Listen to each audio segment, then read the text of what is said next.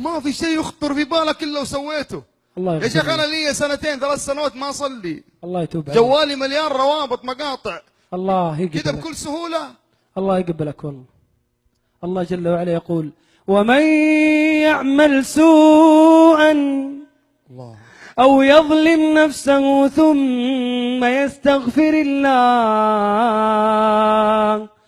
يجد الله غفورا رحيما. يا شيخ جوالي مليان روابط ومقاطع. يجد الله غفورا رحيما. ذنوب لو وزعت يا شيخ على اللي في المسرح كلهم لك غطتهم. يجد الله غفورا رحيما. الله يريحك يا شيخ، ريحني زيادة. الله سبحانه وتعالى يقول: ومن يعمل سوءا أو يظلم نفسه ثم يستغفر الله يجد الله غفورا رحيما. وهو الذي يقبل التوبة عن عباده ويعفو عن السيئات ويعلم ما تفعلون. يا شيخ أبى أكون صريح معك، أنا ما صليت العشاء إلى الآن. ويعفو عن السيئات. لي أسبوع ما كلمت أمي. ويعفو عن السيئات. بكى الدخان في جيبي. ويعفو عن السيئات.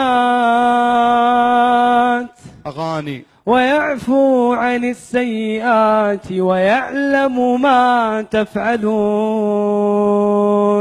أزيدك؟ تفضل. قل يا عبادي الذين أسرفوا على أنفسهم لا تقنطوا من رحمة الله إن الله يغفر الذنوب جميعا. شيخ أنا أعلنها توبة لله. واحد قال لك الآن أنا الآن أعلنها توبة لله وإني الآن معكم في هذه الرحلة، رحلة الاستقامة.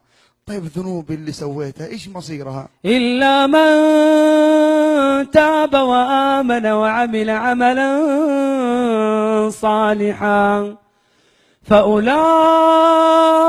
يبدل الله سيئاتهم حسنات وكان الله غفورا رحيما. ومن تاب